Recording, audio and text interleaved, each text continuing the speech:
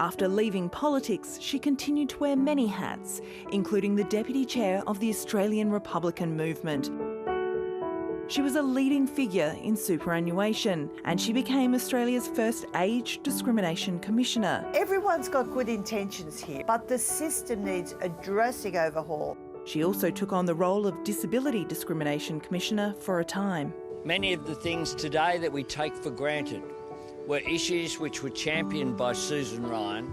Susan will be missed by many. Oh dear, Susan Ryan. A wonderful, warm, wise revolutionary. But you saw her there, Geraldine, at the beginning in the 70s. Revolution is what she was on about. Yeah, she was. Oh, look, she was such fun. You know, she was really a wonderful... She was an inveterate flirt, of course. She really was. And because somebody said to me, did you see that kiss on the lips with Bob Hawke last night? And what, you know, and I said, oh, well, you know, Susan would have been right up for that. Look, she was great fun. She sort of believed in incremental change as well as revolution, though. She wasn't one or t'other.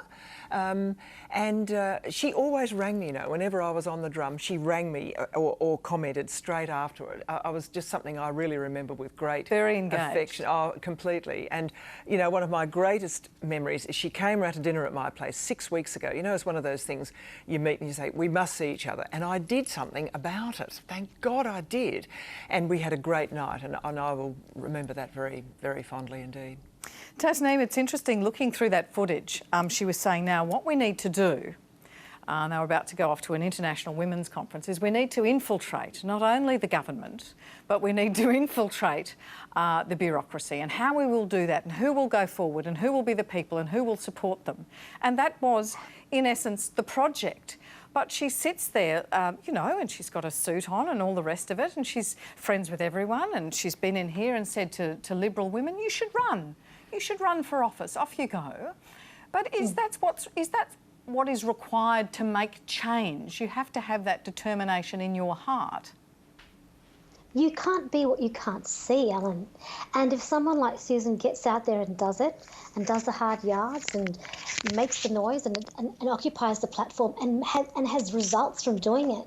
I mean, look at the first female Labor Cabinet Minister, the Discrimination Act, the Affirmative Action, the first woman assigned to a Women's Affairs portfolio, so many firsts. She's like, I know this sounds almost corny, but she's like our RBG.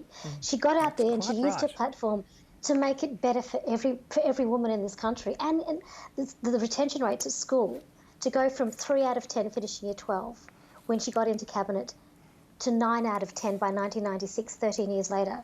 I mean, we owe her such a debt of thanks. So, yeah, she walked her talk, she got up there, she made a noise, and she inspires. What more do you want? Ewan, it's interesting, some time ago, Lenore Taylor went back and looked at that debate in 1983-84 over the Sex Discrimination Act, 83 I think it was, and there was an organisation called Women Who Want to Be Women, and Susan Ryan recalled that they were very well organised, Ewan, and very media savvy. They said they loved their husbands and they didn't want to take their husbands' jobs.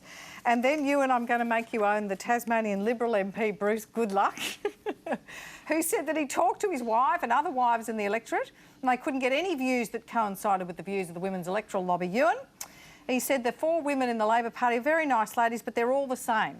They want to save the cats, save the dogs, save the whales. They're anti-nuclear, pro-abortion, anti-flag and anti-dam, and that's what predominantly Labor Party women are like. There you go. There you go. Can I say, 77, much too young. Much too young for someone so vital. The nation has lost him. As Tamsin said, you know, she went in the 30s. She was out and finished in government in 2 terms, to the Senate, and she's gone and had another 3 or 4 careers. You juxtapose that against what we're seeing with the octogenarians running for president of the United States. Now, it's just chalk and cheese. She was of her community, for her community. Look, I'm married to a very strong, passionate Italian woman who wrote her thesis on women's issues. I have a daughter in Brisbane in the music industry who's forging her way down there and votes for the Bloody Greens. and my other daughter, Abby, is studying education. She wants to be a great teacher. I cannot ever get into the situation where you would ever say that your wife or children couldn't do something, or wouldn't do something, or shouldn't be allowed to do something. But you're about the same age as me. It does seem extraordinary to think back just to 1983, and there'll be young people watching this program going, just to 1983, they weren't even born then, but to think that there's this filibuster coming on from Senator Brian Harradine on the basis that the Sex Discrimination Act can't pass because women will become postmen, post-delivery people, and the motorbike will fall on them, and then they'll die, Ewan.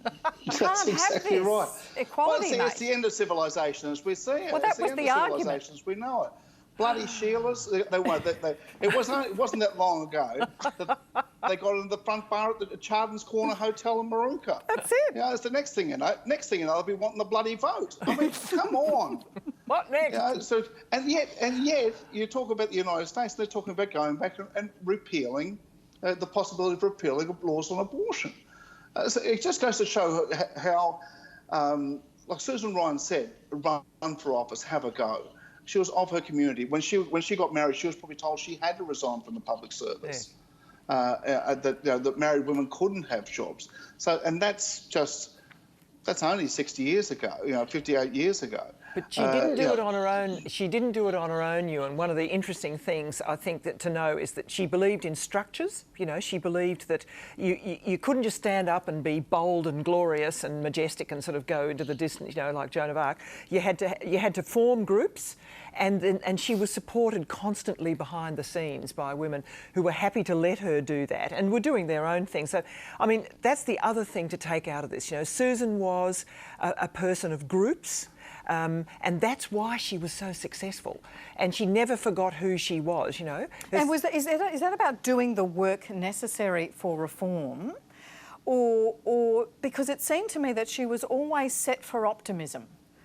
She was always very optimistic that change would happen, yep. And that was her starting point, rather than being overwhelmed by the challenge. Yes, I think that's quite right, really. And she had a passionate conviction, and she got the educational. I mean, I actually think the nuns did a lot of this. It's not sort of generally accepted. They were in their own ways quite revolutionary, of course, at the same time as giving us mixed messages. She came right out of that. Education was this vaulting horse for loads of people in that sort of 60s and 70s, Irish Catholic, and you went through it too. And I just don't think she ever lost that conviction. But she tried to get a Human Rights Act, for instance. She worked a lot with Frank Brennan. That was one of the things she did at Post. And they failed on that. And she went into that knowing it was against the odds and did an enormous amount of work. But I always knew that Susan was quite clear-eyed about the prospects for change. Nick, it's interesting, you think about her contemporaries in the United States and you think about kind of revolutionary figures.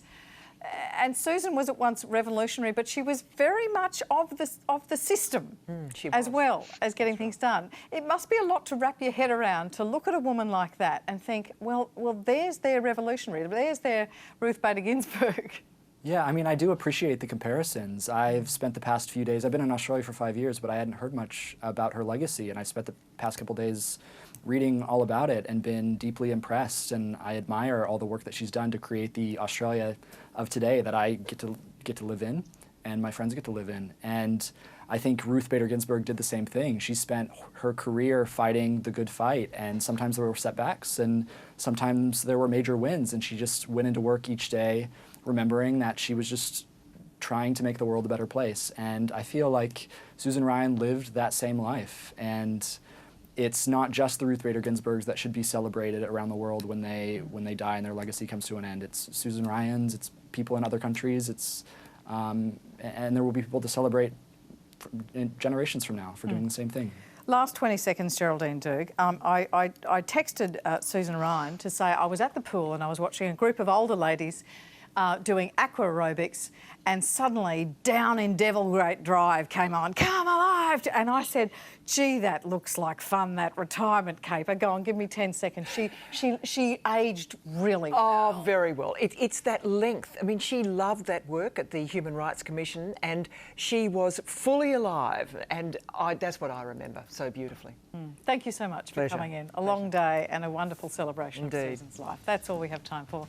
Thanks to our panel, to Geraldine Doog, to Nick Visser, Ewan Jones and Tasneem Chopra. Have a great evening, and Jules is in tomorrow night. Good night to you.